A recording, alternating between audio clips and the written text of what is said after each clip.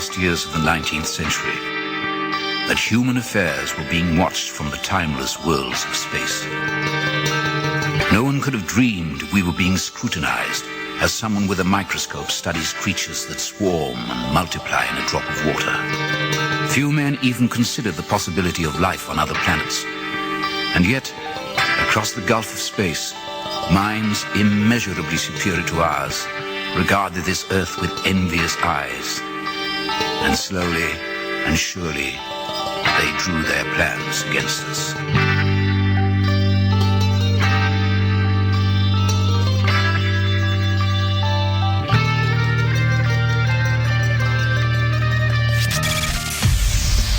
Broadcasting live from a tiny studio somewhere in North America. This is Dark Matters Radio Live. And now I give you your host, the silverback of ufology. Here's Don Ecker.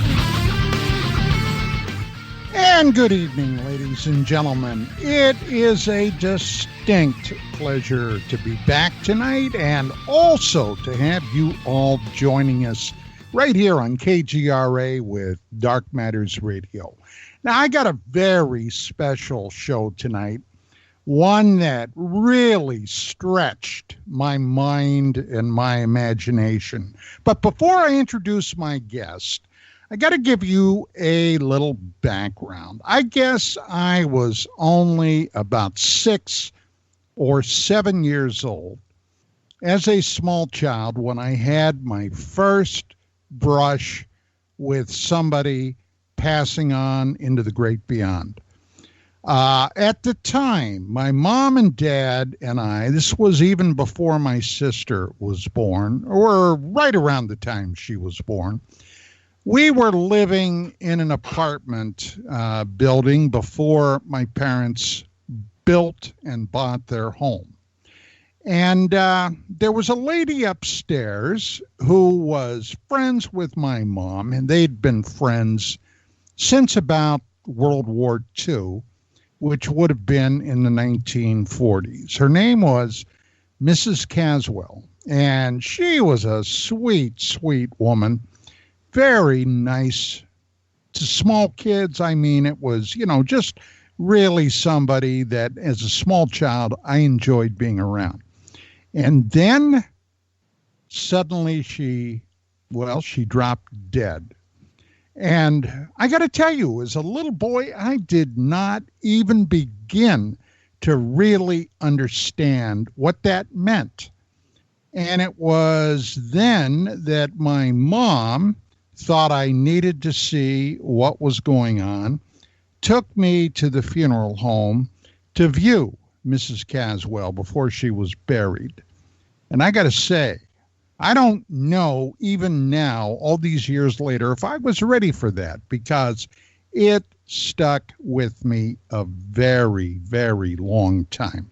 Now, over the years, I've had many friends, many family members, as I'm sure you all have, that have passed on.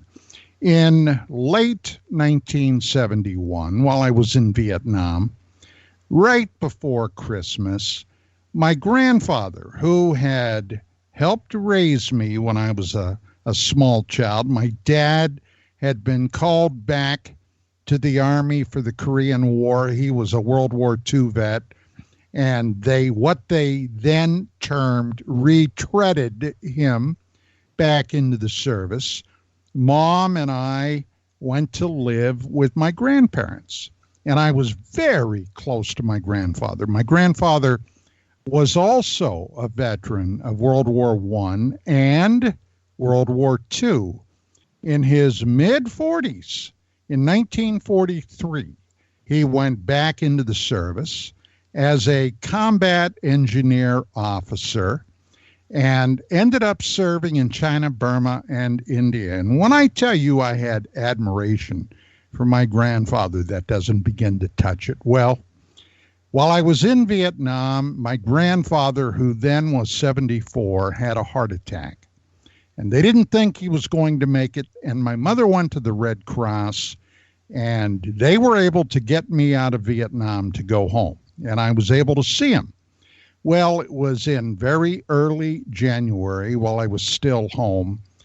He was in the Veterans Hospital, the Veterans Administration Hospital, and had another heart attack and succumbed. Well, when we found out, I got to tell you, I was beyond devastated.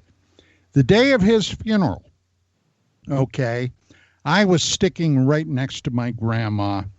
And the day of his funeral, after the funeral was over, back where I'm from in Pennsylvania, and it may be like that a lot of places, family and friends would come over to the deceased home, bringing food and that type of thing, and basically fellowship to show empathy and sympathy to the bereaved. Well, it was too much for me. So I went into a guest bedroom that my grandparents had in their house and laid down on the bed, and quite honestly, I started to cry my heart out. And suddenly something happened that, honest to God, to this day, I still cannot explain. I heard a very odd buzzing in the room. And my eyes were closed, and I opened up my eyes, and there was a blue light, a beautiful blue light that filled the bedroom. Now, I can't explain it. You may not believe it, but that's exactly what I experienced. And as I looked at this light, it seemed to grow brighter, and suddenly I was engulfed in peace. Now, looking back at it, I am totally convinced that was my grandfather letting me know that he was okay. That's what I believe, and I'll probably believe that until the day I leave this earth. Well, I ended up going back to Vietnam. I was seriously wounded on Easter Sunday, spent about 6 months in the hospital, and then came home, was discharged, started to go back to school, and my life took off from that point forward. But this was something that has always stuck with me. Now, I've always had an interest in that field of paranormal investigation, although I've never really jumped into it like I did with other things. Tonight's guest, I'm proud to say, is a gentleman that's been dealing with these types of things for over a decade. His name is Tony Rathman. He's the founder and the lead investigator for Entity Voices Paranormal Investigation. Now, a few weeks ago, I had on as a guest my very, very dear friend, Miss Renee Barnett. And Renee and I have been friends, and my wife, Vicki, for, boy, over 25 years. Renee was the person that told me about Tony. And we did a conference call, she and I, with Tony. And I said, Tony, I got to have you come on the show. And Renee told me, she said, you know, Tony has been working with something that is a basically supercharged spirits box. Now, I, of course, have heard that term before. At one point, on another cell phone I even had an app that claimed to be a spirit box. Now, to be real honest, I never really understood how that worked, but Renee told me about a friend of hers that had passed on. She contacted Tony, and Tony apparently was able to contact this entity. He recorded what he picked up from the spirit box, gave it to Renee, and she and other of her friends that knew the deceased said, my God, that's him. So with that being said, Tony, it is a genuine pleasure to have you on the show tonight. How are you? I'm doing great, Don, and it's a pleasure to be here. Thank you for having me on. You are more than welcome. Now, I put Tony on the spot the other day, And I told Tony about a woman that, as a matter of fact, Renee and my old radio producer, Jeff Floro, introduced me to a woman by the name of Rebecca Fearing, who, as a matter of fact, I did interview on KGRA. But when I was on another network, I had interviewed Rebecca, and I had an amazing thing happen. Apparently, she was somehow, and I don't begin to understand it, in contact with my mother and my favorite uncle, who had also passed over. And my mom gave Rebecca a piece of information that, well, there's no way in God's green earth she could have known it ahead of time. And to make a long story short, I said, Tony, let me ask you, since you've got this spirit box, what do you think the possibilities are to find out if you can still get in touch? Well, Tony said he'd give it a shot. And Tony, what happened? Well, believe it or not, and I know that when I sent you the first audio recording, there's an ear training that comes to it, because spirits speak differently than humans do. It's not a natural speech cadence. They speak quickly. They speak in rhythmic tones. They speak in syllables that aren't normal to human speech, but the words are there. And so I know you had trouble picking some of those out, but we got answers. The questions that you had given me and the information you were wanting me to look at, they knew about the information you had. They knew who you were when I asked these questions, and they gave some very interesting health remarks in regards to information that you had given. So there was no doubt that the information that was coming through the box was intelligent, was answering the questions that were asked, and were legitimate and answers that were direct answers to the questions I was asking. Well, now, for all those people out in Radio Land that may not know what a spirit box is, would you please describe that to them? And you, and as a matter of fact, built your own, didn't you? I've built probably 15 of them in the last 10 years, yes.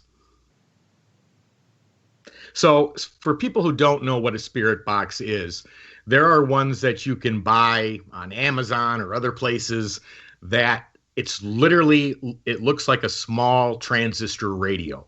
And what it does is it'll scan radio frequencies, and it'll pick up information and communication and voices in between radio stations. So, you'll have a lot of skeptics that'll say, oh, you're just picking up radio waves, or the answers that you're getting are coming from radio stations. Anomalous signals, so to speak. Right, exactly. From, shortwave radios, or, there's a million radio signals that float around the atmosphere at any given time.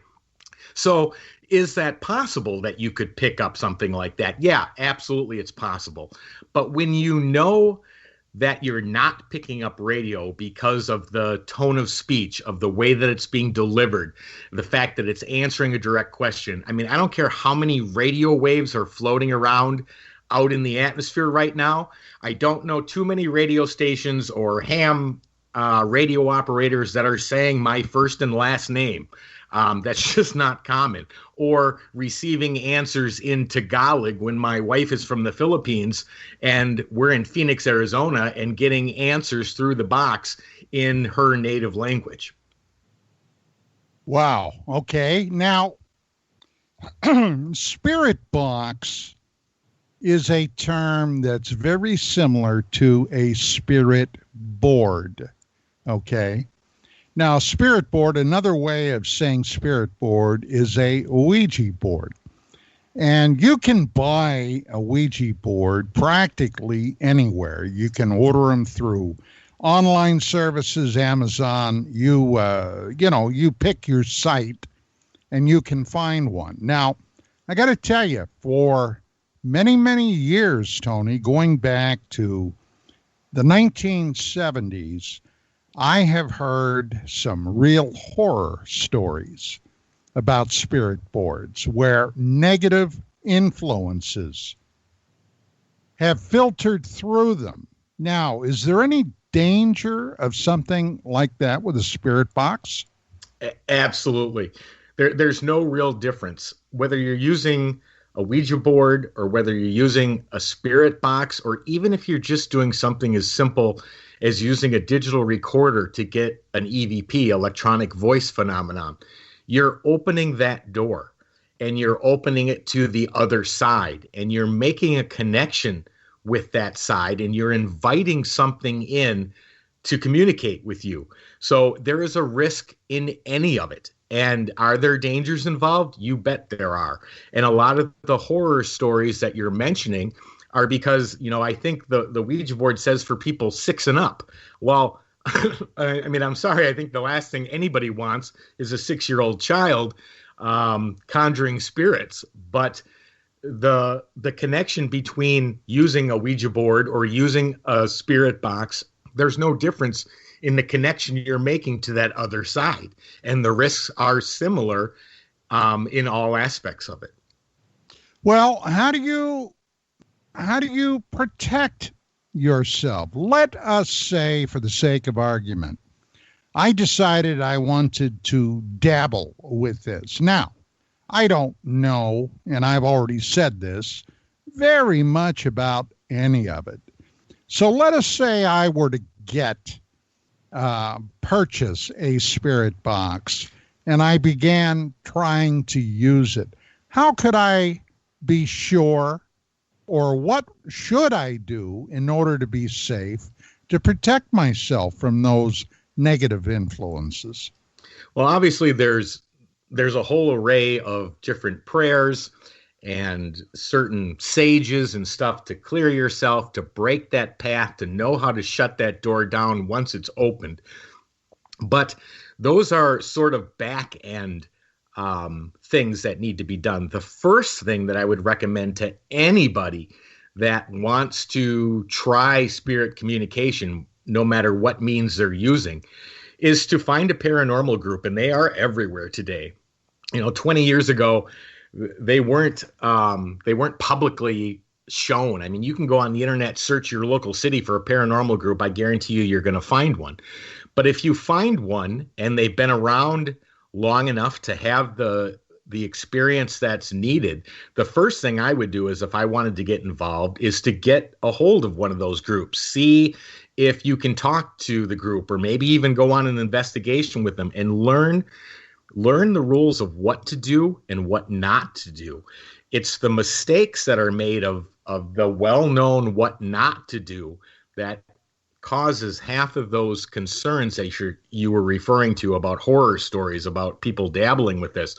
Well, it's because they were dabbling without the knowledge to do it correctly. And when you don't have that knowledge, that's when mistakes are made, and that's when bad things can happen. Now, they can still happen even if you do it right, but at least you know what not to do to help prevent it. And then you need to know what to do if something negative does come around. Did you ever have any bad experiences? Oh, yes. We have. When the first couple of years, 3 or 4 years, when we started out, we started off slow. We started off doing haunted hotels, and then we started hitting haunted historic sites. And then as the years went by and we became more knowledgeable, became more advanced in what we knew, what we were doing, then we started doing private home and business investigations for people that were complaining about activities.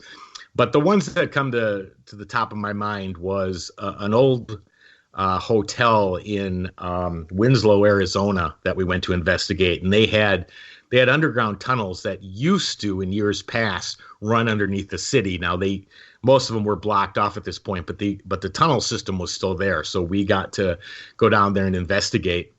But I mean, we had shadow figures running everywhere and voices coming out of nowhere and showing up on the recordings. But There was some rather nasty stuff down there. In fact, by the time we quit investigating, which I think was probably 3 o'clock in the morning, I remember my wife and trying to get me to do the closing prayers to protect us, and I literally could not even. I couldn't even say the words. In fact, she was trying to get me to repeat after her just so that I could say them, and something was keeping me from literally even hearing what she was saying and keeping me from saying it myself. And so we had to go through all sorts of procedures to clear what had attached itself.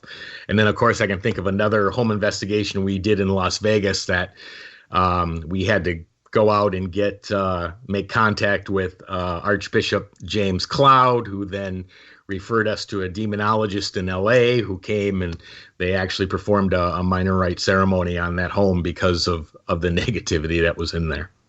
Well, now, there is the area that I'm usually involved in have to do with, today it's called UAP, Unidentified Aerial Phenomena.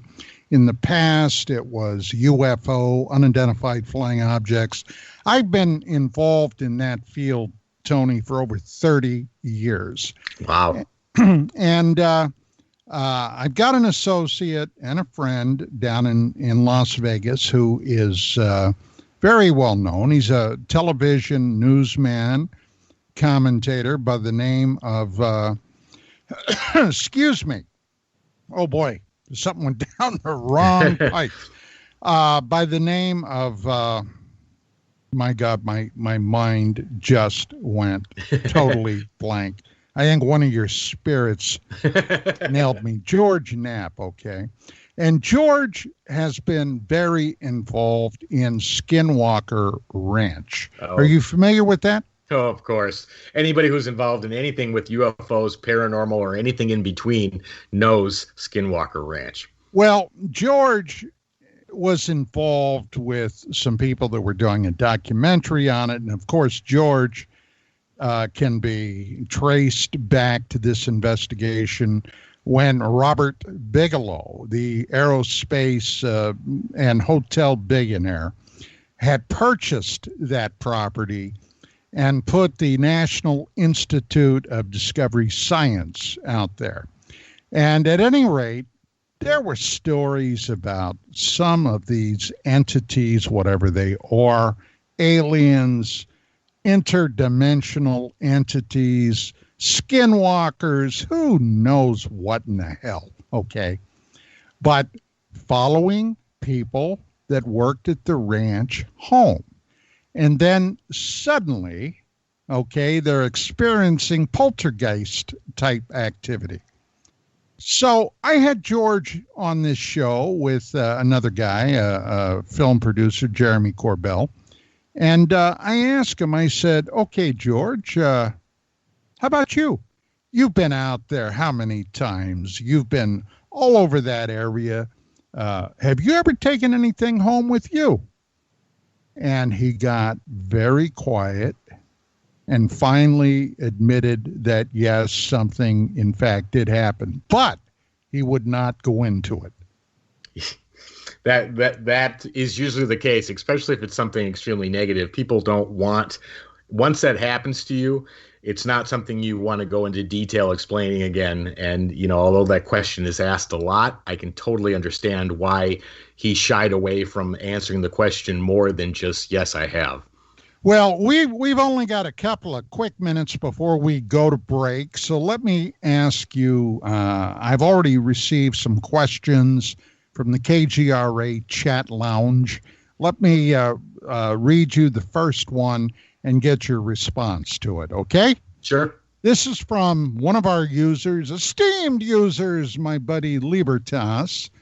And he says, do the spirits have to be resident where you are for them to respond to a spirit box? Tony? No, they don't. Matter of fact, I was working and using the spirit box for some cold cases in completely different states. and communicating via obviously electronic channels, video conferencing and stuff with the family members that we were helping.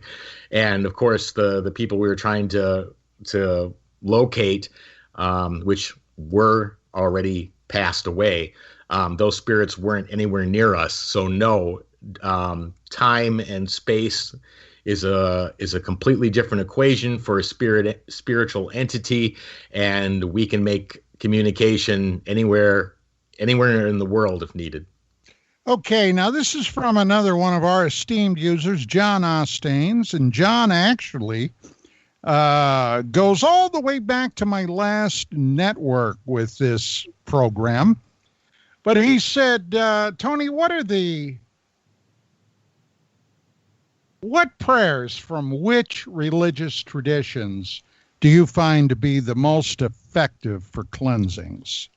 Well, without a doubt, the St. Michael's prayer for protection, that one works very, very well, and a lot of them are from the Catholic religion. Roman Catholicism, then. Roman Catholicism, exactly. I mean, when you look at the one religion that really has a focus on negative entities and demonic entities and having trained priests to be able to exorcise these, it's Roman Catholicism that focuses on that. And there, if you believe that demonic entities exist, then everything has its both good and bad sides to it. So if you believe in demonic, you have to believe in God, and therefore the two of them really are tied together. So you can't believe in one without the other, and therefore that is why those those prayers and stuff have the most effect. Well, anybody that is a fan of the Supernatural TV series that watched the last seasons 11 and 12 will know about Chuck and Amara. And if you're a fan, you know who Chuck and Amara are. And that perfectly jives into what you just said, Tony. Hey, we're at the first break. Let me go ahead and take that. My guest tonight, ladies and gentlemen, is Mr. Tony Rathman, who is the founder and the lead investigator for the Entity Voice Paranormal Investigations. And they are down in Phoenix, Arizona. Hey, we got a whole lot more. So stick around. We'll be back.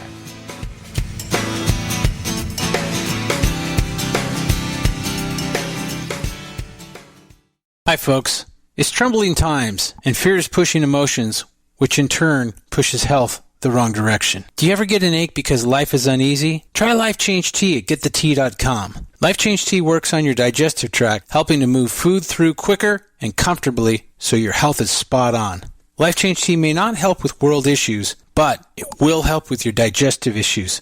A glass a day helps keep the intruders away. So, change your life today. Log on to GetTheTea.com. That's GetTheTea.com. If your health game is off, get on by ordering Life Change Tea. GetTheTea.com. And while you're on our site, look around at the great non-GMO organic supplements. And if you're a sales shopper, go to our specials page and see what's for you. I've been drinking the tea for 12 years, and I'm sure glad for its health benefits. Again, that's GetTheTea.com. GetTheTea.com. The tea that makes you go. Permanent industrial glue impossible to remove? Not anymore, because Handyman Formula by D-Bond is a patented chemical adhesive remover. It's used in the building and home maintenance industry, but now it's available for your home use, for your DIY projects. Unglue stickers, silicone rubber, labels, price tags, flex tape, weather stripping, carpet glue, wood glue, liquid nails, even 3M 5200. And it dissolves graffiti. Yeah, graffiti. Handyman Formula by D-Bond works, and it's safe to use on most surfaces. No need to call a professional. Don't get out the pliers and blowtorch. Just apply a little Handyman Formula by D-Bond and wait 90 seconds, then quickly and easily pull the items apart. Get unstuck. Visit DBondHandymanFormula.com. That's DBondHandymanFormula.com or call 561-575-4200. Handyman Formula by D-Bond.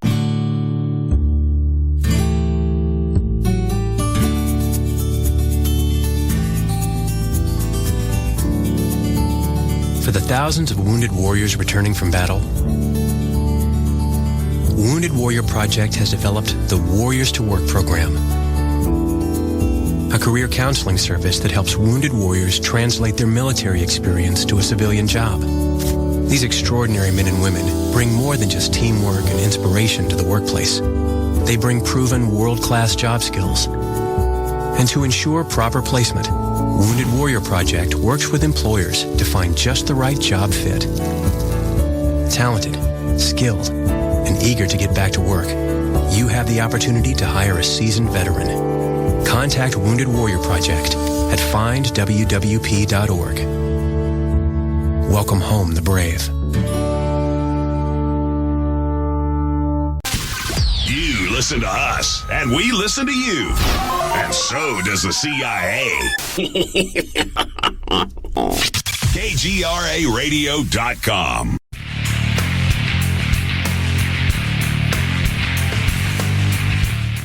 And we are back with the second half hour with my guest, Mr. Tony Rathman. Tony, while we were off the air during the break, I told you I was going to ask you what it was that brought you into this, well, there's no getting around it, this unusual field. Now, obviously, I did some research before the show, and you came from a very skeptical background. What caused you to take a look at this? Well, real simply, my wife. She grew up in the Philippines. She's now an American citizen, but she grew up in the Philippines. And, you know, the culture in the Philippines is very superstitious. And, you know, any talk about spirits or ghosts, I mean, just creates fear in them because, you know, apparently they all have an experience to tell you about. And so my wife was kind of brought up with that culture. So, you know, when the paranormal shows started releasing, it caught her interest. And she'd always say to me, you got to watch this. This is really cool. You got to see this. Well, I couldn't sit there for more than three to 5 minutes when I'd get up and say, okay, yeah, this is for television. This isn't real. Well, at least that's what I thought.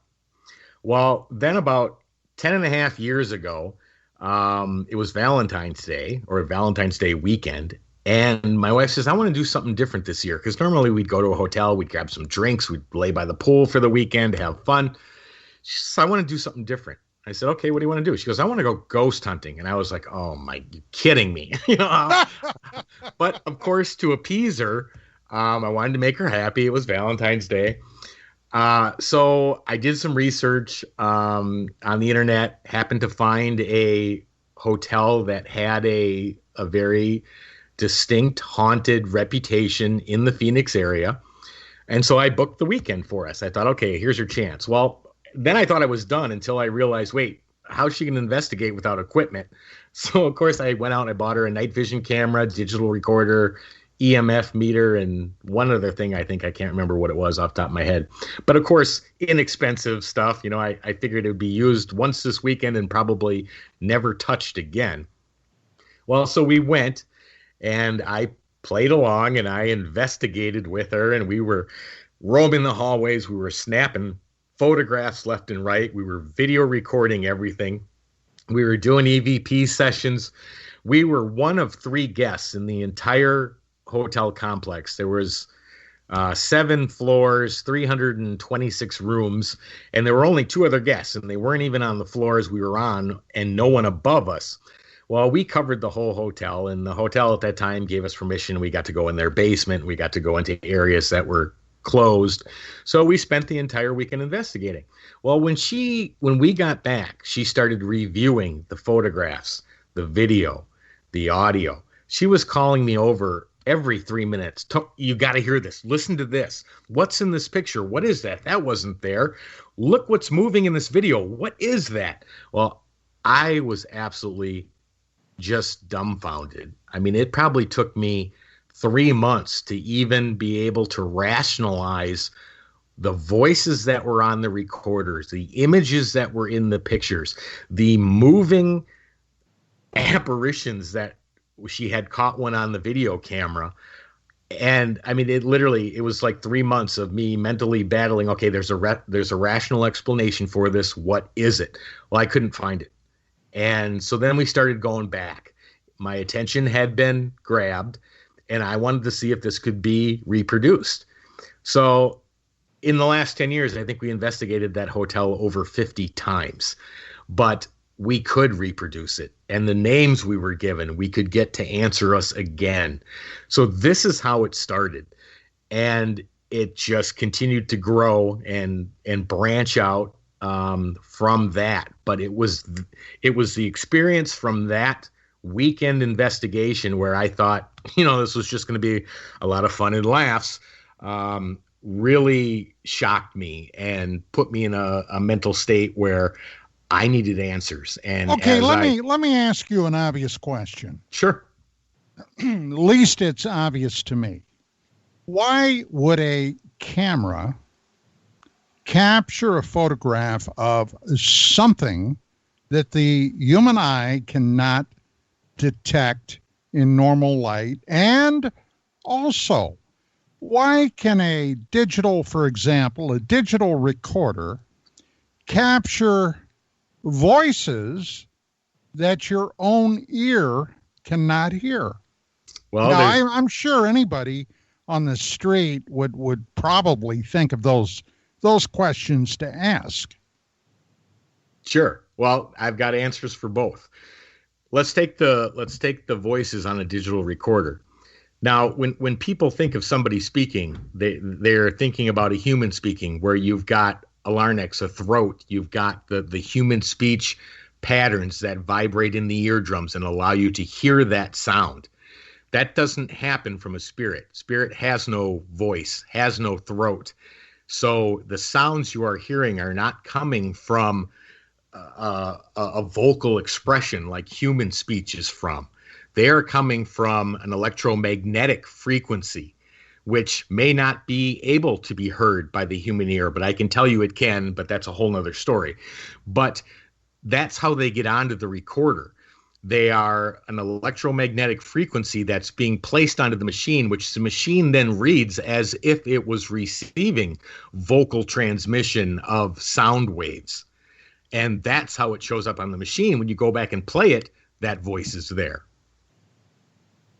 So that's why I have seen in the past, and I'm talking about a number of years ago, there used to be a lot of ghost hunting series on television. I'm sure you're familiar with all of them.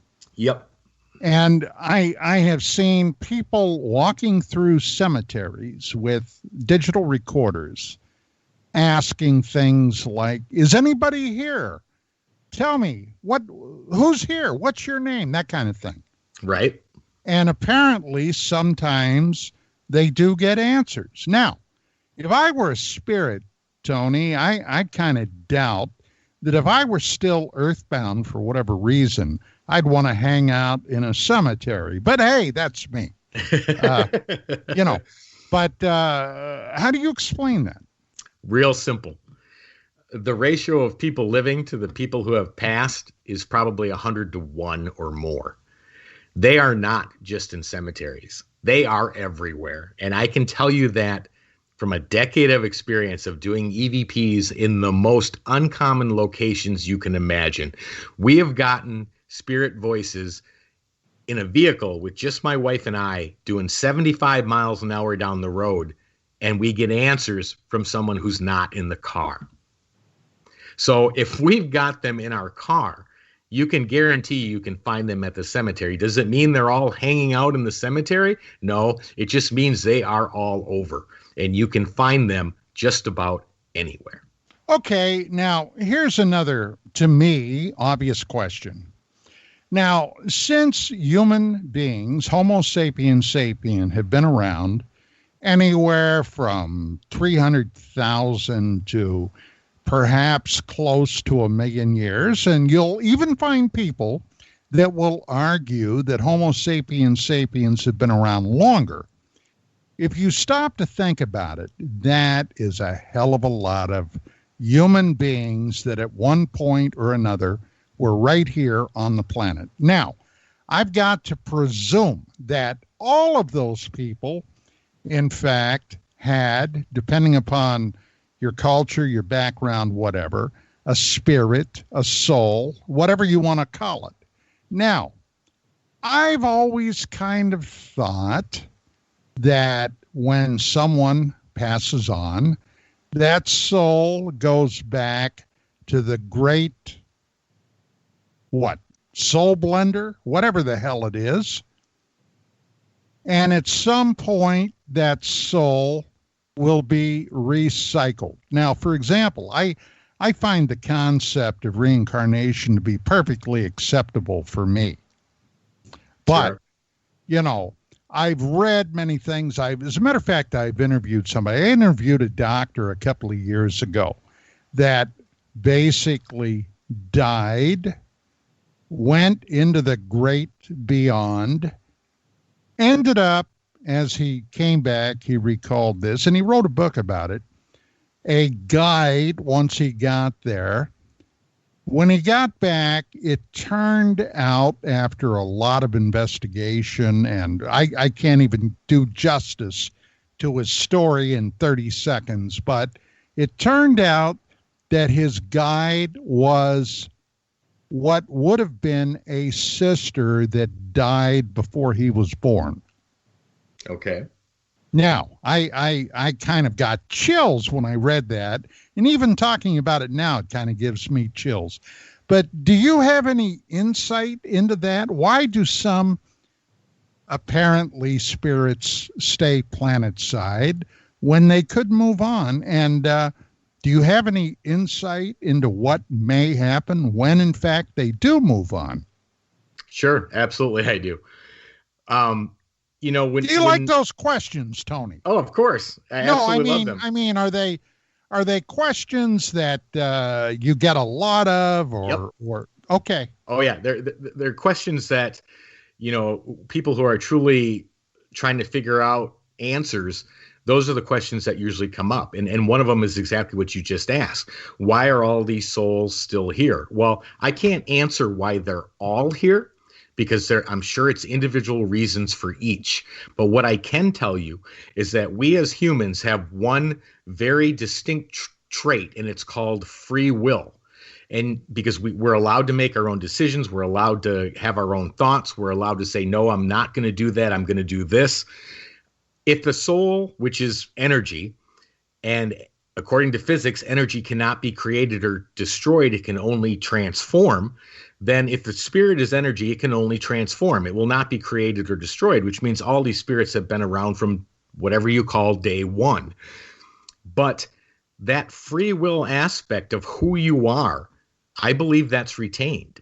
So these spirits might be coming back to check on somebody. They might be coming back to see a grandchild that they never got to see. They might be coming back to for any number of reasons. Maybe something traumatic happened in their life. Maybe they're trying to get answers to somebody. I mean, the list just goes on and on as to why. But the bottom line is, just because they're still around doesn't mean they're trapped. And that's the one area of the paranormal that probably my wife and I, as well as other friends within the paranormal, agree upon, is that just because a spirit is here doesn't mean he's stuck or he's trapped or they can't move on.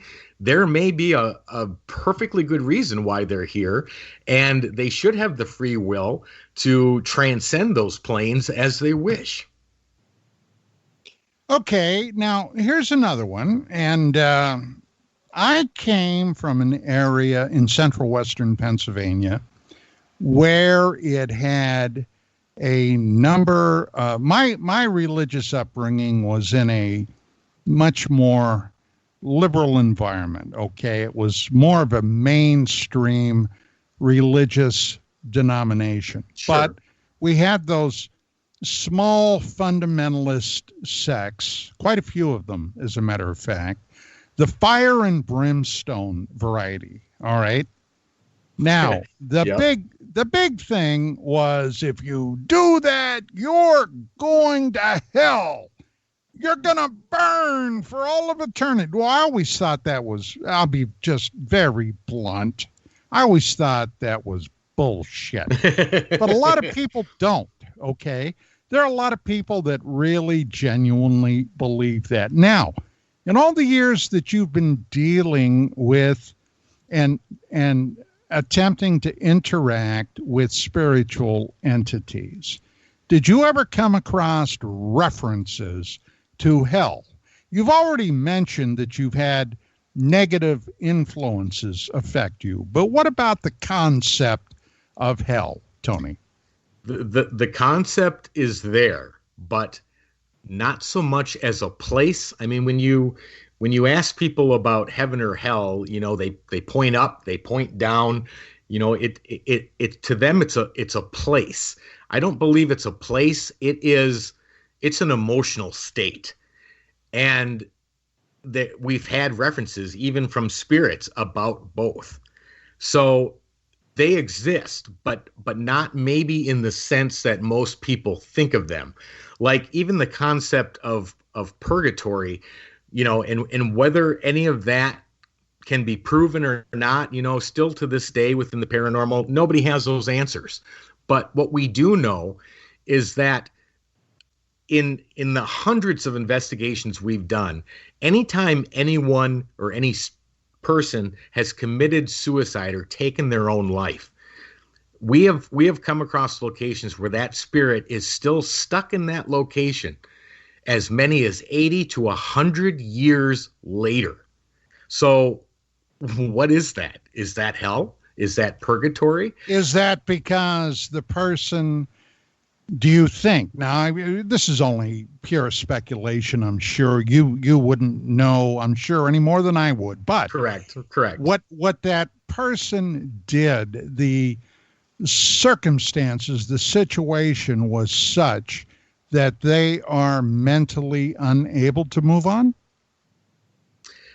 as opposed to being to being chained there. Well, we've heard references to both mentally and physically unable. So if you think about it in the context, and again, these are all hypothetical theories, and because that's all we can deal with right now or deal in with. But yeah, I mean, it's almost like a punishment if they had taken their own life rather than, passing of natural causes or something that they didn't commit on their own, like they're being put in a corner, a punishment corner for so long to maybe think about what they've done, or, I can't answer that. But what I can tell you is that we've run into that time and time again, where if they've taken their own life, they literally have told us, I can't leave, I'm stuck. Whether that's physically stuck, mentally stuck, or anything in between.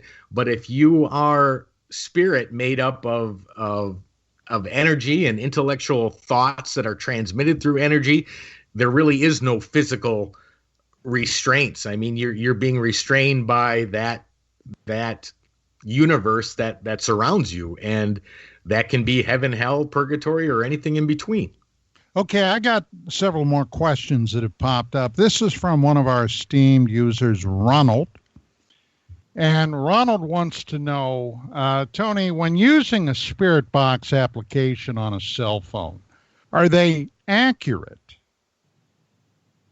Well, I can only give my personal opinion on that. I mean, I've dealt with Spirit Box apps for as long as they've been around. I have only had one intelligent response from one called EchoVox. And that is the only response I've ever gotten from an app. Okay, all right. Now, Libertas. I got in trouble with him one time because I kept mispronouncing his username. Let's just say old Lib, all right? He's got a couple of questions. And he says, how does a spirit follow you home, Tony? And can spirits always be removed from somebody's home if the residents do not want them there? And if they can, how do you do it? Okay. Extensive question, but let me break that apart. How does a spirit follow you home? Well, they can follow you anywhere. We run a haunted hospital, which was the old Phelps Dodge Hospital. Today it's called the Copper Canyon Paranormal Research Center, because that's what we do there. Research. We allow other paranormal investigators to stay there overnight and do their own investigations as well. But that's in Ajo, Arizona. We had a spirit follow us from that location to when my wife and I went to Baguio City, Philippines, to investigate the Diplomat Hotel. His voice showed up on our EVPs in the Diplomat Hotel. That is literally on the other side of the world. So moving for them is not a problem. And if they want to follow you home, even easier, because it's probably a lot closer than the other side of the world. Well, okay. Now, let's say you suspect they did follow you home and you don't want them there. How do you get rid of them? Well, if you're not familiar with the paranormal, obviously the first thing to determine is what followed you. Is this a human spirit? Is this an angry human spirit? Is this a non-human spirit or a demonic entity? And the way to remove each one of those is different. So to go through all those aspects of it, I probably don't have time to do right now. Oh, no, what we've got right now, we've got approximately 4.5, 5 minutes, and then we can also pick up on the next hour. Sure. But can they be removed? Yes, they can, but it depends on what type of spirit. A demonic entity, if it truly is demonic, is 100 times more difficult than removing a human spirit. And a lot of the times, the other aspect is, who is this human spirit? Is it a family member? Is it somebody who's actually watching over you? There's so many variables that have to be determined before you can just say, okay, yeah, let's remove it. You may be removing somebody you don't want to remove. So there's so many questions involved in that question. It's more difficult for me to answer than to just give a one sentence answer that's going to answer every aspect of that. Well, I've got a personal recollection here after my grandfather passed on, and I told that at the beginning of the show. And I went back to Vietnam on Easter Sunday. I was wounded very badly, and I was way up in northern South Vietnam. I was medevaced down to Phu Bai, where we had a large base there, and then subsequently down to Da Nang, where I underwent surgery. Now, when I was in surgery, I died. I died on the table. And later, I had the nurse that I was in ICU with tell me about it, but I recall the process. Sure. I recall dying on the table. And I basically, what had happened was I choked. I choked to death. I had early that morning had eaten a ration before all the business happened. And as you know, no one is supposed to eat for 18 or 24 hours before you went into surgery. Well, right. I had no idea that I was going to be going into surgery, so I had a bad reaction to the anesthetic. And I choked to death. And suddenly, I can remember this as vividly as I'm talking to you right now. I was floating roughly 15 feet or more in the air, watching this medical team work on me. Sure. And I'll tell you what, I never felt more at peace and laissez-faire about everything than I did at that moment. Now, I didn't see a light. I didn't see a tunnel. I didn't see any of that business. But what I did see was a doctor pounding on my chest. And suddenly, boom, it was all said and done. The next thing I knew, I woke up in ICU. Now, that was also something, Tony, that will stick with me. Yeah, absolutely. And there are so many documented cases of that where people say, have their individual experiences, but the consistency of what the information that they relay back and the similarities from it doesn't matter whether the person is here in the United States, or in another country on the other side of the world, speaking completely different languages, completely different religion. Those similarities to that experience that you just explained are all identical.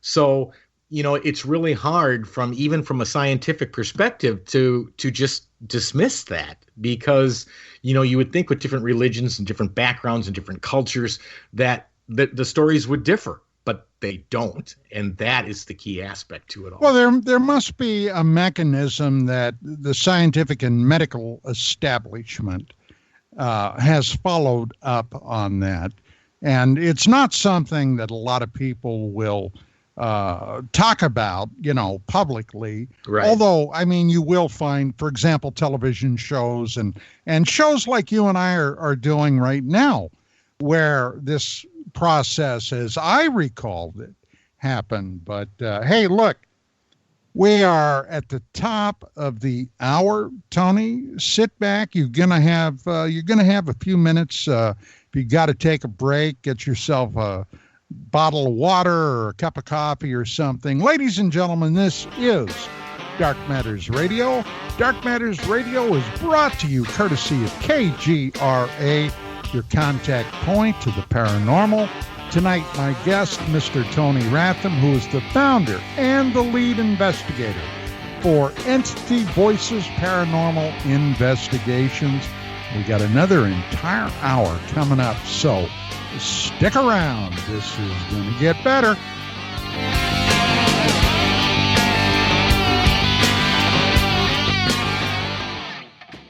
Please listen. Now is not the time to fear. When your immune system is strong, shields up. You have very little worries. If your immune system is compromised, you're susceptible to all viruses. I say shields up and no fear. Try Heart Love from GetTheTea.com. Heart Love has a special ingredient called allicin. It comes from the healing part of the garlic plant. No garlic breath, no garlic leaking out your pores, just pure immune-building ingredients that gets your shields up. Heart Love is a unique blend of herbs that loves to build you up. Google garlic and know the benefits. One Heart Love pill is equal to 20 cloves of garlic. 20 cloves! Shields up. You've heard of our Life Change Cleansing Tea at GetTheTea.com. Now try Heart Love. And by the way, take your blood pressure and watch weekly what happens. So here's how to purchase. Log on to GetTheTea.com. That's GetTheTea.com and build your shields. That's GetTheTea.com. Mention Ray in the coupon code and hit apply and receive free shipping.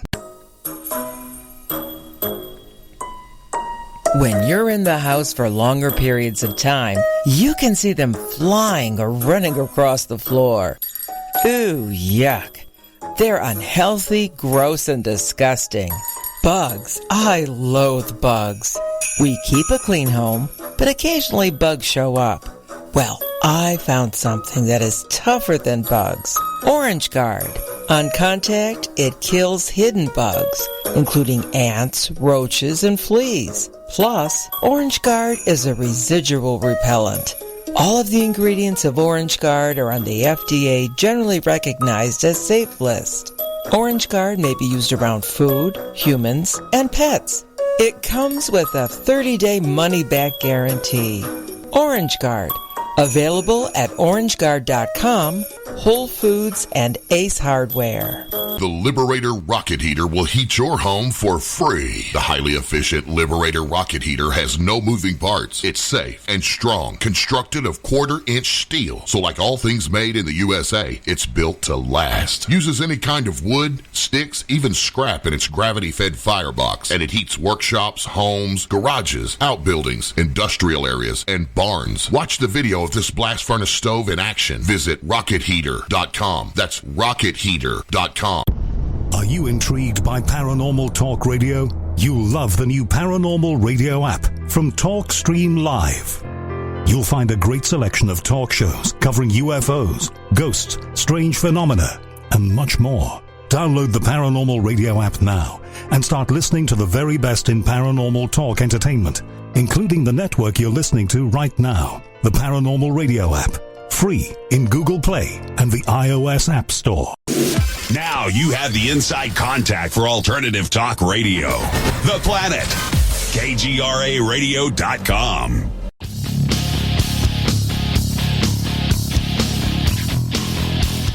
And we are back with hour number 2 with Mr. Tony Rath of the Entity Voices Paranormal Investigations. Tony, with all this talk of spirit boxes and what have you, now, I don't know about the device that you yourself have.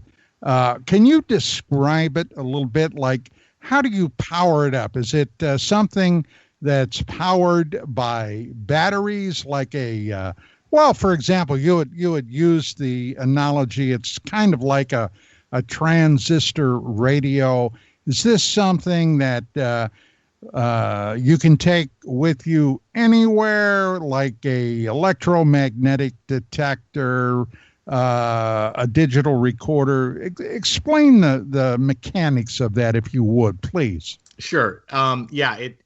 It does run on batteries. It can also run off of a regular 120 volt outlet. But obviously, for being able to move it around, a lot of haunted locations that we go to don't even have power. So you definitely want to make sure that it is portable, that you do have battery backup. The box that I've built now will run off of both 12 volt and 9 volt, or a 120 AC outlet. So, we wanted to make sure we had all power options available, just because you never know where you're going to end up and where you're going to be using it. You also want to make sure that it's powered by a reliable enough source that it's going to last more than 20 minutes, because sometimes you can have the thing on for hours before the communication begins. But the one I have today is actually a unique construction. It is actually completely embedded into a James Bond briefcase, and the bottom section of the briefcase is all the controls, and the top section of the briefcase is all the speakers, as well as the graphic audio equalizer, so that you can, when the voices come through, of course the graph bounces up and down, and that's pretty much what it is today. As a police officer, I have been to the site of many trauma-inducing locations. I've been to murder scenes.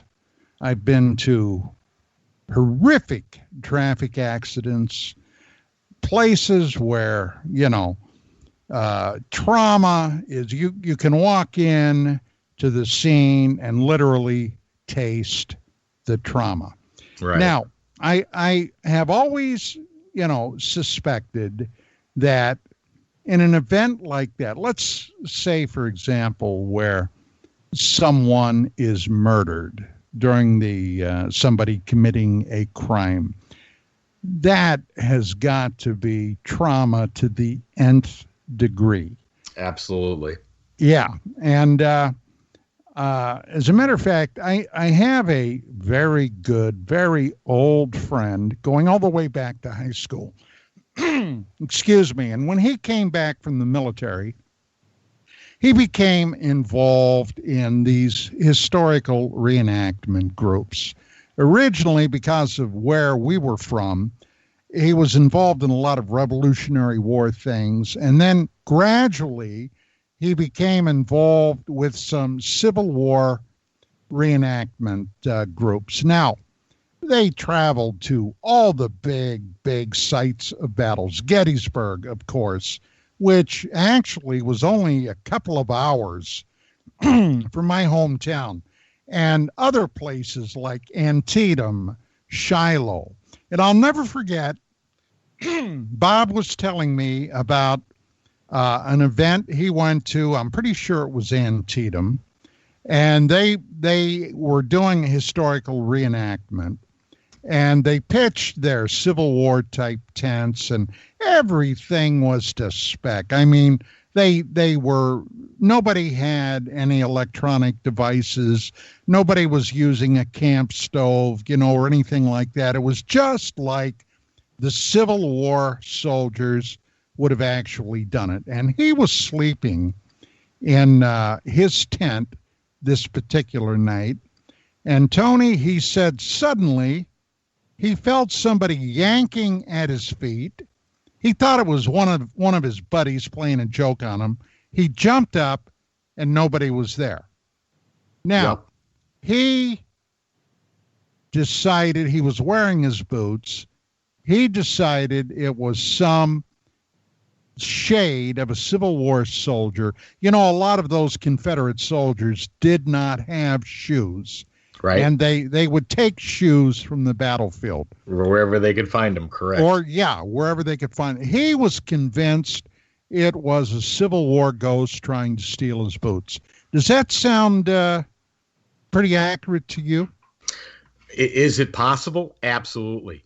The thing about war zones or battlefields, I mean, or even just, a horrific crime where somebody's murdered.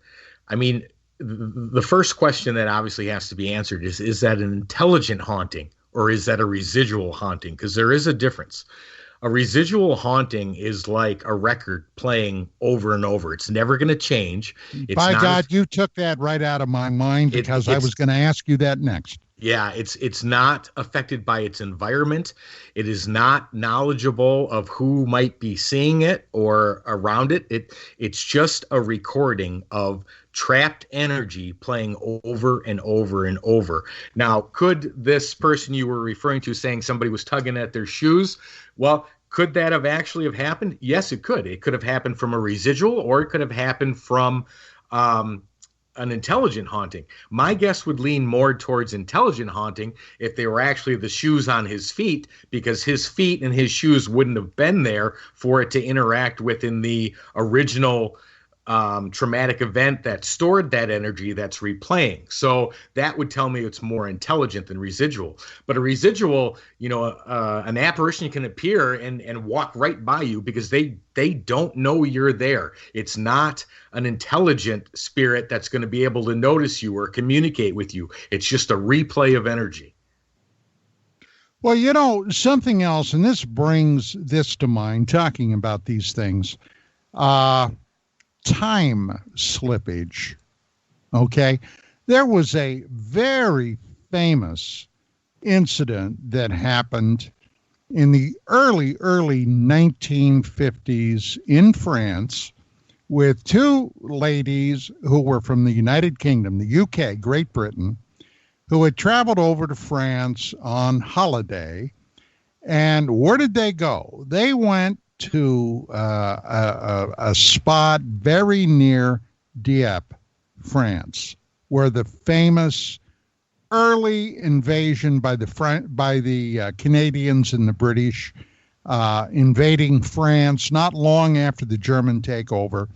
There was a tremendous battle there, and the British really got their nose bloodied badly and had to withdraw. Are you familiar with that? I am. Okay. So anyway, these ladies go, they go to a hotel, they rent a room, and now I don't, obviously in front of me, I don't have all the times and everything, but suddenly, I think it was in the wee hours, they suddenly woke up to the sound of gunfire and shells exploding and aircraft flying over. And it sounded like a full-blown battle going on to these ladies. You know what was absolutely mind-blowing about the whole damn thing, though, was nobody else heard it. Only these two women claimed to have heard it. And they marked down the times when they heard all of this stuff. Later, when they relayed the story to investigators and what have you, The times matched up to the actual historical events. Yep. What in the heck do you think that was all about? Well, if you figure the number of people that were probably lost their lives in that horrific event, and the story like you just explained, I mean, we are friends with thousands of paranormal investigators, but they all claim the same thing when they go to the Gettysburg battlefield, that they're hearing cannon fire, that they're hearing screams. That traumatic energy of that many people getting hurt, losing their lives, passing away under just horrific conditions is going to leave energy that is going to be stored by the land, by the trees, by the everything around, and it's gonna come out, and it's going to replay, so to speak, on certain occasions, whether that be atmospheric conditions, whether that be lunar consistencies of planets, however you want to explain that may cause these triggers to replay. But that energy is there. And again, energy can't be created or destroyed. It can only change form. So that energy is stuck there by these. I mean, there's nothing more traumatic than the loss of a life. And when you've got hundreds, thousands of lost lives in a small condensed area, that's going to leave traumatic impact and energy that's going to continue to replay. And that is my answer to your question. Well, what about areas like great cities that were destroyed during times of conflict, like the Second World War? You had the mind-boggling destruction of Hiroshima and Nagasaki by atomic weapons. You had the mind-boggling destruction of places like Dresden in Germany, where the British and the American bombers basically leveled this city from top to bottom. The destruction of cities like Berlin and London during the Blitz. I mean, that's got to be a hell of a lot of stuck spirits, I would think, wouldn't it? Well, again, it would be a matter of determining whether it's intelligent spirits or whether it's a residual haunting. The energy that was produced from the traumatic event that happened, that's what gets trapped in that area. Now, I'm sure there probably are intelligent hauntings intermixed with the residual ones, but each individual case would have to be determined whether it's residual energy replaying from a traumatic event that occurred without any interaction to people around it or interacting with the environment, or whether it's an intelligent haunting where they're literally noticing you, looking at you, and coming up to you trying to say something. That's an intelligent versus a residual. And you're going to have both in situations like that. So, but for each individual... Well, that brings up, not to interrupt you, but that brings up a very interesting question. You're talking about an intelligent haunting. In other words, there is a spirit, for example, standing in front of you. They still have their mental facilities. They want to relay a message. How do they even see you when they are obviously they're in another realm, Tony? Well, exactly how they see that I can't answer, because you figure, okay, they don't have a body, they don't have eyes. We as humans are confined to our five senses to interpret everything around us, including ourselves, which is the one thing the brain can't do, is figure out itself. But how they actually see us, that I cannot answer. But I can tell you they can see us. And we've determined this through so many different forms of tests, including holding up photographs and having them tell us who's in the photograph. Now, I gave you two photographs the other day. Yep. Okay. And they I don't know if you had, I sent another link back with the wording in that I was hearing, and I don't know if you heard that, but they called your name twice. They knew exactly who you were. They called you by first name. They had identified and said your mother's name, on the recording. And then they even listed other health conditions that she had, including, I think they said ulcer. She was suffering from ulcers, and extreme tension was the other thing they said. Huh. So don't know if that's true, but that's what's on there. Well, that would make very good sense. Now, this is a great time to ask you this question that once again came in from Ronald. Tony, what is your strangest or strange and scariest investigation in all the years that you've been doing this? Was there ever a time, now this is my add-on, was there ever a time when you feared for both yourself and your wife? Because your wife accompanies you on many, if not most, of these investigations. Yeah, she does. Yeah, I mean, I can tell you the worst place, and I say worst, it was a fantastic place. I'd go back in a heartbeat, but it was emotionally disturbing, and it was the Diplomat Hotel in Baguio City, Philippines. I mean, this place has a reputation that has gone back, I don't even know how many years. It was around in World War II. It was originally a retreat house for priests and nuns. When World War II broke out, General Yamashita came through, killed and beheaded the priests and the nuns that were there. Then it became a hotel for a while. They had problems with people committing suicide. There were fights between the Japanese and the American soldiers, so people lost their lives at this location. So it has just unbelievable traumatic history. They massacred the religious figures there? They beheaded both the priests and the nuns. Yes, that is correct. That's horrible. Yeah, it really is. But this place was just, we went there during the day to check it out because they let you tour it.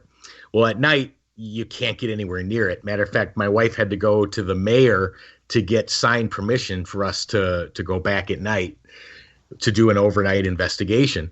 Well, this place at night was just absolutely terrifying compared to how it was during the day. And the biggest thing was we were the only two people there. The other person that was even around was a guard, and he was probably 2 blocks from the building, and he wouldn't even walk up to it at night. He said, "No, you're free to go ahead." But we could hear voices when we walked in. We saw shadows moving. And my wife lasted about 20 minutes and said to me, "Can we go outside?" And I said, "You realize it's pouring rain outside." She goes, "Can we please go?" I'm like, "Okay, let's go." Well, she was terrified because she could hear the voices just as we could hear them with our own ears. We could hear them talking to us. The audio recordings are just filled with voices, even ones we didn't hear. But this place had some very evil stuff in it and some very mean spirits that were literally screaming at you to get out, cursing at you, telling you things about your own personal life that you hadn't told anybody. It was a terrifying experience. But that would suggest demons. Demons. Well, intelligent for sure, but demon. There were definitely ones there. I mean, there were other spirits even warning us not to go down certain hallways, not to make certain turns. My arm actually was grabbed in that building by the sleeve, and it was pulled up against this iron gate, and it sat there for like maybe, I don't know, a second or two before it let go and my arm fell back down. I mean, it was an insane location.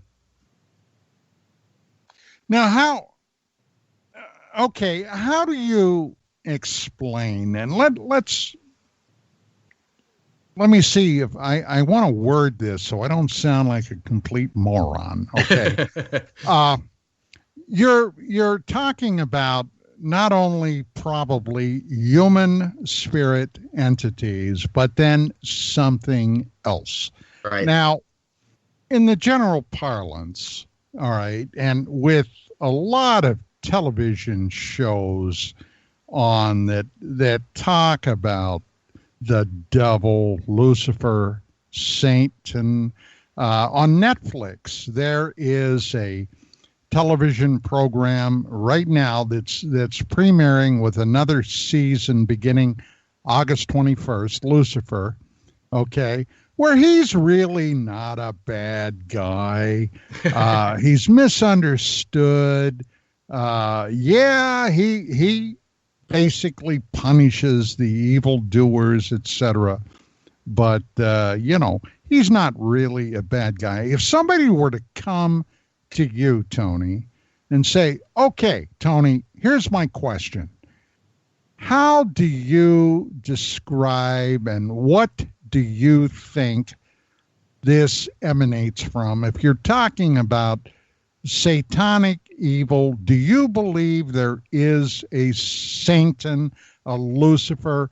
And who are the demon minions? Are they fallen angels too? Or what exactly do you think it's all about?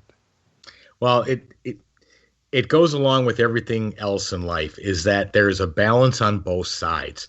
If in order to explain hot, you have to know of cold. You can't describe one without knowing of the other. So if a knife is dull, you can't know a dull knife if you don't know a sharp knife. So it has to do with universal laws of how things are defined and a balance between both sides. So I don't believe there's any difference within the balance of good and evil. And regardless of names, terms, descriptions, or any of that, there's going to be a balance of what we call positive or good angels and negative entities. All right, sure. Okay. Now that basically said a lot without saying much. Right. Okay. Now, until he passed on a number of years ago, I was although I personally never spoke to him or had contact with him, I had a very good friend who also, unfortunately, passed away a number of years ago, a fellow by the name of Mike Corbin. Mike and I went back to the 1980s. Mike began a radio program sometime after I did up here in California, or would that be down here in California? Regardless. Okay. Mike Corbin had a show called I think it was the Paranet Continuum, if I remember. It's been some time ago, but he interviewed Father Malachi Martin quite a few times. Now, Mike was very quietly a very religious Roman Catholic. Okay. Okay. It was very, and I'm reading between a lot of lines. Like I said, I knew Mike pretty damned well, but he was very, very quietly Catholic. And Malachi, you of course know who Father Malachi Martin was. Okay. Malachi Martin wrote a number of books, which I have most of them. I tracked down, for my own purposes, all the basic interviews I could find of Malachi Martin online. He was an exorcist. He was a Jesuit priest that then left the order. He was a thorn in the side of a lot of the hierarchy at the Vatican. He was somebody that was very, very prone to the actual teachings of Catholicism in the 30s, the 40s, and before. He didn't like a lot of these Vatican do-overs, Vatican II, for example. Right. Now, he was absolutely, totally convinced that there was evil afoot on this earth today, and it's a long-term process of what this evil is going toward. How do you feel about any of that? Well, I mean, evil comes in all shapes and sizes. And does the earth is it surrounded by evil? Yeah, it is. Whether that be something an individual does or an entity does. I mean, you gotta you're splitting hairs in the fact of saying, does evil exists on all planes, on all levels, and it's all around. It just depends on where it's emanating from. And, it can emanate from anywhere. It can emanate from somebody saying something, to an act that they've done, to as far removed as a negative entity who's never been human, trying to steal souls or whatever their purpose is in the universe. So, if it can exist, if we can see it in human beings, we certainly shouldn't be a far removed case to say it exists outside of our human world. Well, that's an interesting observation. What in the hell would they do with a soul, Tony? Well, I mean, now you're getting into all sorts of other discussions. From your perspective. Control, maybe. Or maybe it's just the fact of having something that they're not supposed to have, or that doesn't belong to them. I mean, if they're truly evil, those are the type of practices that they'd want to do, because they're not allowed to, they're not supposed to, and they are going against, the will of God. So, you can look at it from so many different variables and perspectives, but the one thing you're not allowed to have or touch, well, if you're the evil one, that's what you're going to want. Okay, believe it or not, we are at our last break. Let us take that break, and we're going to pick up right there when we get back. This is Dark Matters Radio. My name is Don Ecker. My guest tonight, Mr. Tony Rathman, who's the founder and the lead investigator for Entity Voices Paranormal Investigations. We've been having a fascinating talk about the other side, that side that's got a little darkness and shadow. We'll be back.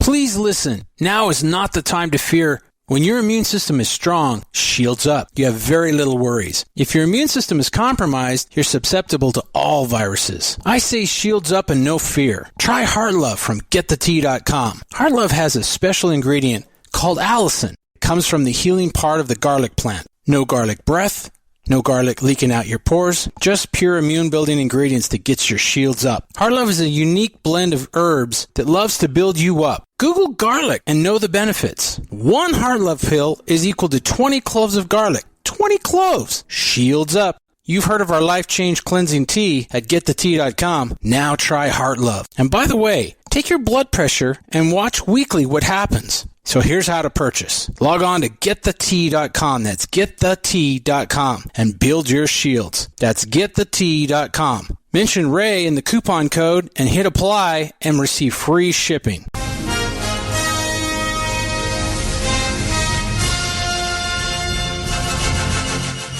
Hello, this is Commander Cobra of Task Force Griffin, KJR Radio, KJRradio.com. And I need you to be a member like myself of the People's Mosquito and help rebuild and fly this great aircraft. I have 3 friends here today also who are going to ask you the same thing. Consider becoming a member of the People's Mosquito. Hello, I'm John Lilly. I'm the Managing Director of the People's Mosquito, and I'd like you to donate or support our flying program. Hi, I'm Ross Sharp. I'm the Director of Engineering of the People's Mosquito, and I'd like you to help us rebuild this magnificent aircraft. Hi, I'm Bill Ramsey. I'm the Operations Director and Tame Pilot of the People's Mosquito. I need you to join us and become my wingman. Join all of us and be a supporter of the People's Mosquito program. Thanks. Every 2 seconds, someone needs blood. Whether it's a natural disaster or one single child suffering from illness, the American Red Cross stands ready to supply blood when it's most needed. But blood is a perishable product. Therefore, it must continuously be replenished. You can safely donate blood every 56 days. The need is constant and patients are waiting. Call your American Red Cross at 1-800-GIVE-LIFE to schedule your life-saving appointment. Please give blood today. Patients are depending on you.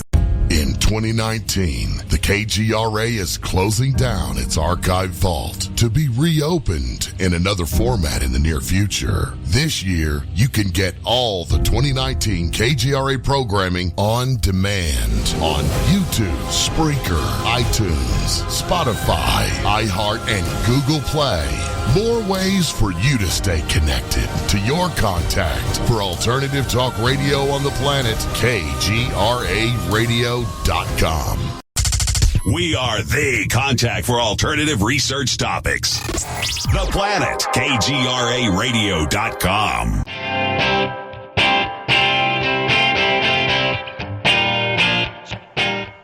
And we are back for our very last segment here tonight on Dark Matters Radio with my guest, Mr. Tony Rathman.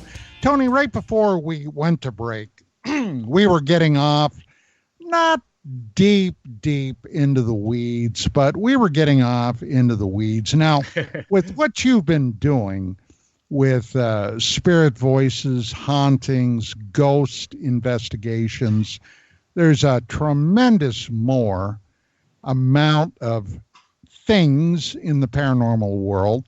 Back in 2004, I had a novel published that I wrote titled Past Sins, and it was a very realistic look at what might happen from the standpoint of law enforcement and even national security if such creatures as vampires were real. Now, one of the things is I did a tremendous amount of research while I was writing this novel. It is a novel. Not any of it is real as far as I know, but I did a tremendous amount of research. One of the odder aspects of my research dealt with the biblical, the Bible's admonition against anyone that would partake or consume blood. There was a strong admonition against that. That was to be reserved solely for the priest and the Lord himself. Do you know anything about that? Well, obviously from a religious perspective, yeah, I do, but it would have been from my own religious background. As far as, anything being talked about or discussed recently about it, no, I'm probably not up to date on anything that's being followed along that path, but can understand the concerns with anything to do with blood. Well, my wife is herself a very spiritual person. Okay. She's engaged in spiritual exercises since we first met. And I totally respect her thinking about a lot of these things. She's been in that area where she's studied this for years and years. And when I was writing that novel, and something very strange happened to me during that writing process. From start to finish, it took me 3 years. Obviously, I was not writing all that time, but I would go into sessions that would last for literally weeks, where I would wake up at 5:30 in the morning, 6 o'clock, get myself a cup of coffee and begin writing.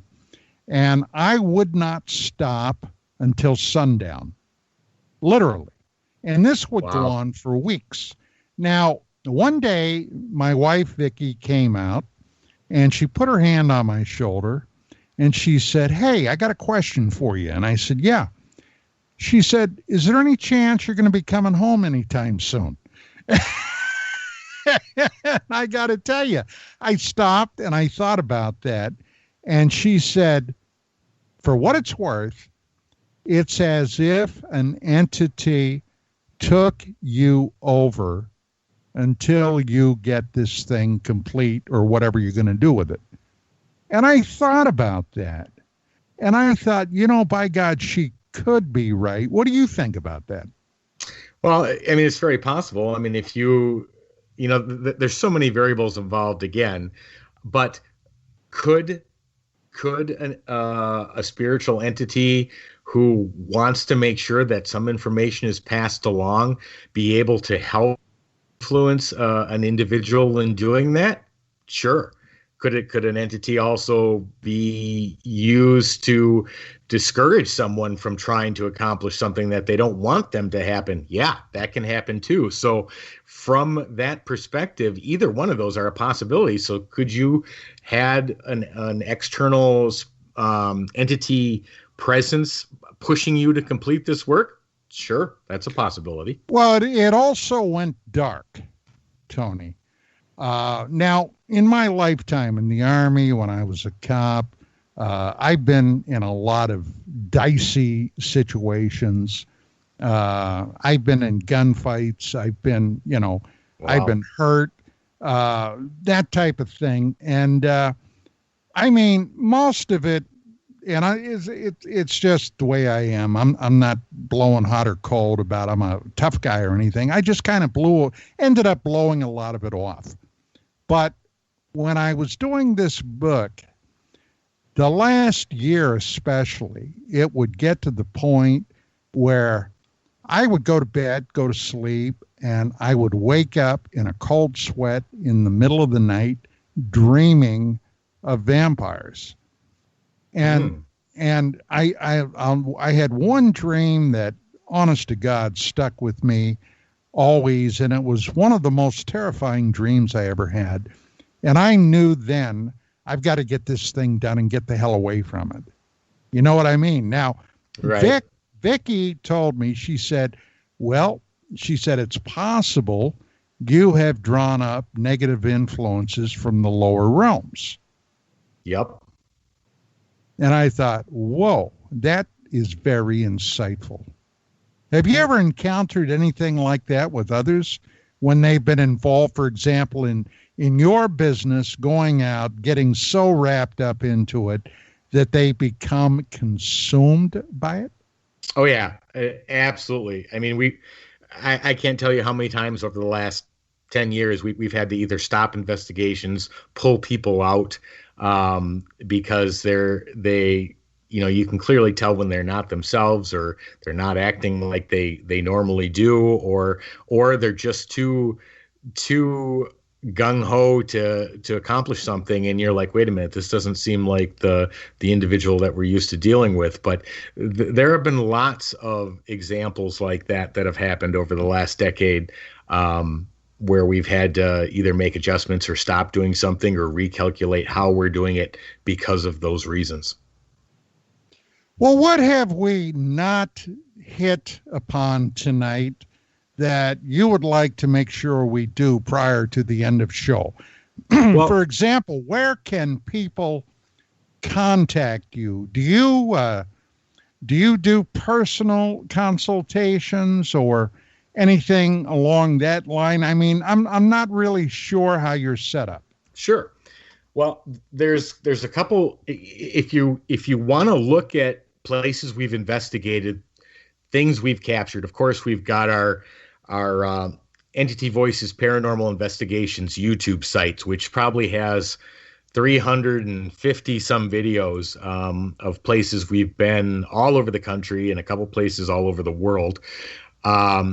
We've got Facebook page underneath Entity Voices. We've got one, of course, under Tony Rathman. That's probably the easiest way to communicate with me.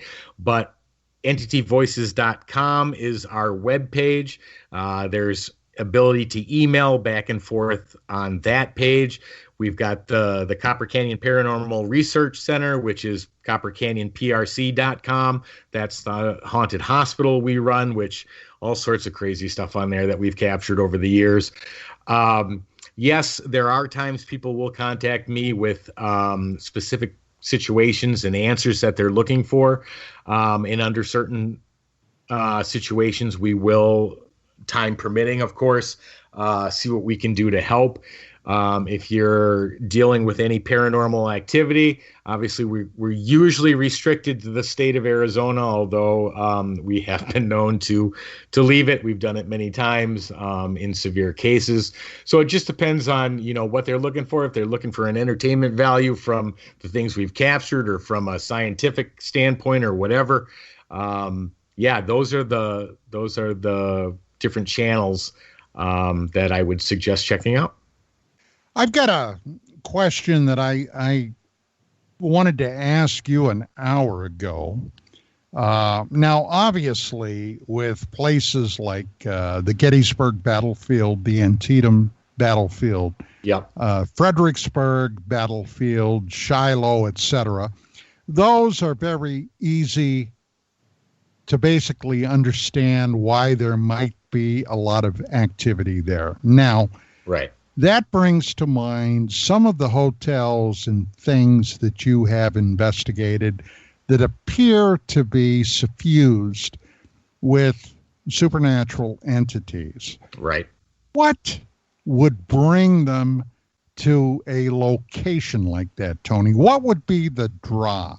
Is it because there were a lot of violent acts that at one point or another happened there, or might it be from something along the realm of ley lines? I'm sure this has got to figure into some of your investigations. Absolutely. And, all of those things are conduits to bringing in paranormal activity. I mean, you can take it as far as that, maybe there were some traumatic events where people got killed and their spirits are still in that building, to all the way going up to the fact that there's a portal open somewhere within the building or on the land that's allowing spirits to come and go. No, wait a minute. A portal?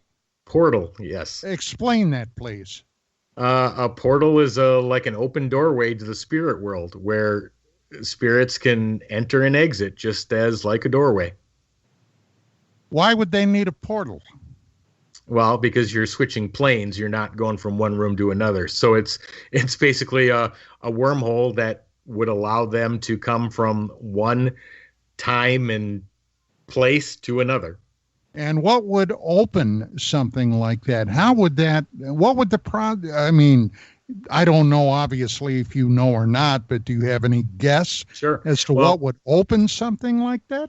Well, people can open them. I mean, like the whole talk about the Ouija board back when we first began this conversation, a lot of the times and a lot of the problems that people experience who are not educated on using them open up a doorway or a portal for things to be able to come through from the other side. And that's why they start receiving all these, activity or moving objects or shadow figures, voices. It's because they open that doorway or what's referred to as a portal.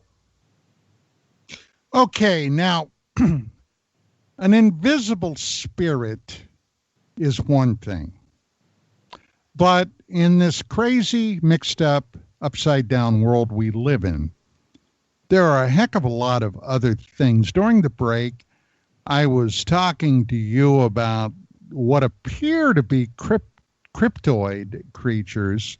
A number of years ago, I interviewed a woman investigator of something called the Dogman or Dogmen. Yep. Now, Dogmen is kind of a odd term. What it really sounded like she was investigating was a werewolf. Now, everybody will tell you, oh, there are no such things, just like there are no such things like vampires, or there are no such things as trolls under the bridge. But sometimes there are, Tony. Right. And that's the thing about science is, science can reveal what it's familiar with and what we know about. But if something exists and it, for certain creatures such as like Bigfoot or the Yeti, I mean, science continues to find tracks, continues to find hair samples. And one of these days, science is going to be able to definitely say Bigfoot or the Yeti probably does exist. We'll have to see when that happens and how long it takes yet. But I know there are still continual scientific groups out there looking for evidence to have DNA samples done on and all sorts of other research, because there is enough proof that defies logic that something other than what they're looking for is creating the footprints and leaving the hair samples. And, so yeah, there's no doubt that there are things out there that probably do exist that we're unaware of. Well, back in the 60s, when I was still living in central western Pennsylvania, a tremendously important case took place down in Point Pleasant, West Virginia, which involved, obviously, it had to be a cryptoid creature, something that a term was coined as the Mothman. Now, the principal investigator of that was a very well-known investigator of many oddities, not the least of which were UFO sightings. His name was John Keel. The man was internationally famous and renowned as an investigator, an author. I knew John, and at several points I had some extensive conversations with him. Unfortunately, we don't have nearly enough time to hit all of those points. But what if, Tony, from your perspective, and you're an investigator, you're a researcher into these weird things, what if these were interdimensional travelers? That, yes, there are actual creatures like this that are, through some unknown process, able to skip from their realm into ours and then back again. Would that make sense to you? Absolutely. And that's a great statement to make, because lots of the times when what we're claiming as paranormal activity is happening in a location, there is a high degree of crossover with also either UFO activity or the combinations between what's considered to be paranormal and what's considered to be extraterrestrial. There's a lot of crossed lines between those two phenomena. Like the Conjuring House, for example, the house where the real Conjuring House incident occurred with the Warrens. Even today, the new owners are saying that, there's strange objects floating over the sky, and they can't identify what they are. And there are a lot of connections between the two. So could what you're stating clearly be, are we 100% sure when we get an answer through a spirit box that it's an entity and not extraterrestrial? No, I mean, there's no way for us to be able to scientifically prove where that voice is coming from. But the crossover between the two is a possibility. Well, okay, let's go back to blood for a minute. Okay? In 1981-82, I investigated as a police officer a couple of cattle mutilations. Are you familiar with the overall mutilation? Oh, yes. Process? Okay. Yep. Now, other than organs and things like an eye and the rectum, right, and the sexual organs being excised and removed, there was also, to me, an extremely unsettling aspect to these, which involved almost the total removal of the blood yep, from the animal. Yep. Okay, to the point where, hell, it was gone. Yep. Now, if I'm to be totally upfront, it was one of those cases that years later came back up into my conscious mind and was part of my decision to write that novel. Okay. But I had a lot of chats with John Keel about this. And he had a very interesting take on it. Part of his investigations covered something called the Men in Black phenomena. Now, in Keel's book, The Mothman Prophecies, he goes extensively about this.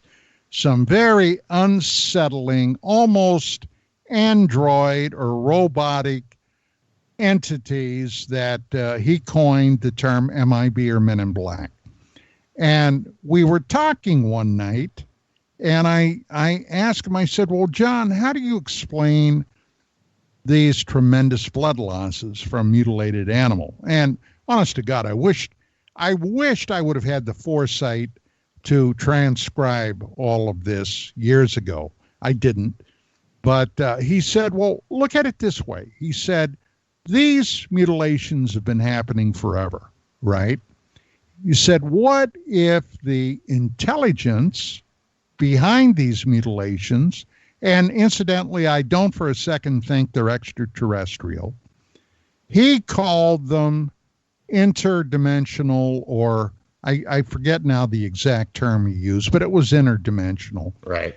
What if they took these products that they basically stole from the animals, and they used the blood and they used the flesh to create things like the Men in Black? Well, I got to tell you, man, I thought about that. And I was kind of, whoa, you know? No, and that's a very good point. I mean, especially since they're taking the sexual organs, they're taking blood, which contains all the DNA and the DNA structures and everything that would be needed to reproduce if they've got that capability, and who knows what capabilities they have. But that's one of the reasons why the cattle mutilations caught so much attention, because what was taken from the animals is strange to take unless you look at it from a scientific perspective to say, well, what are they constructing from this, or what are they trying to alter or clone or reproduce? Well, in well over 30 years now, I've seen a lot of people address that. At one point, back in the late 80s, there was a paper that had been published, and I forget now by whom, that said that bovine blood, in fact, in the event of a national emergency where there's a national emergency blood shortage, that bovine blood, after some type of treatment, would be a suitable replacement. But Really? there were all kinds of theories about this. And it's like so much else, Tony, in this field and other fields. It's the dog chasing his tail. Yeah, true. With unfortunately no resolution. No, and for every answer we think we might get, it's followed by 100 more questions to that answer. So it's a never ending pursuit.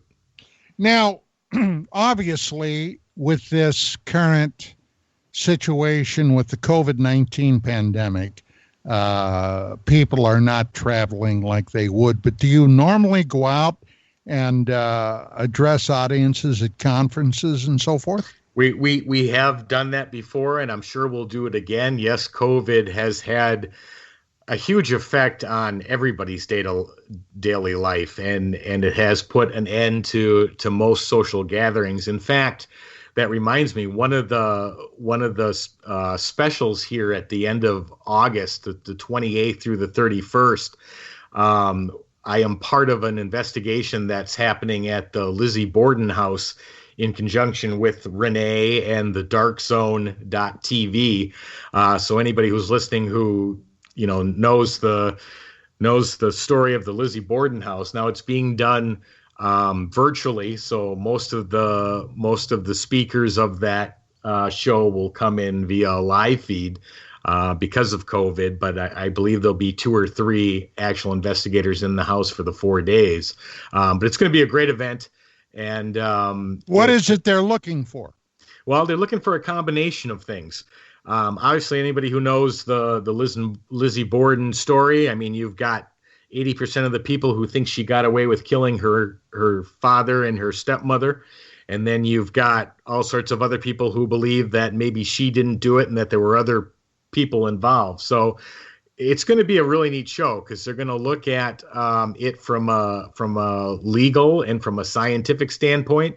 Obviously, because there were tragic murders done in the house, we're going to look at it from a paranormal perspective to see what might be occurring, what's experienced, whether they can get EVPs, all sorts of other things. But going to be a great program. I kind of had an interest in that case years ago, and I read one theory that basically suggested, yes, it was Lizzie that took an axe and gave her father 40 whacks. Yep. Yeah, but it was a result of him sexually abusing her. Correct. Yeah, there are so many twists to the story from what was actually presented in the actual trial for Lizzie, and there were so many secrets that were held back. So yeah, it probably does need full reevaluation, but unfortunately it's said and done. But okay, now we are down to literally just a skosh over a minute. Tony, your organization again is the Entity Voices Paranormal Investigation. Now, you are up on Facebook. Correct. And it's what, Entity Voices Paranormal? Yep. You can look up Facebook Entity Voices Paranormal. You can also look up Tony Rathman. Either page is completely devoted to our paranormal activities. Are you personally pretty active up there? Unbelievably active, yes. Okay, so people can, if they're a part of your group, people can contact you there. They can contact me through Facebook, through our internet sites. All the emails are listed on those pages. So yeah, there's a whole phone numbers are even listed on some of the pages. They can even call.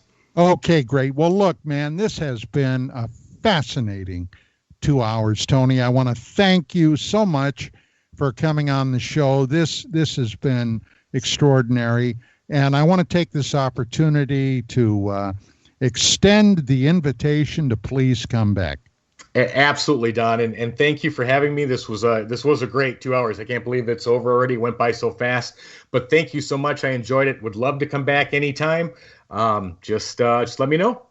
Will do. Well, ladies and gentlemen, that's it for tonight.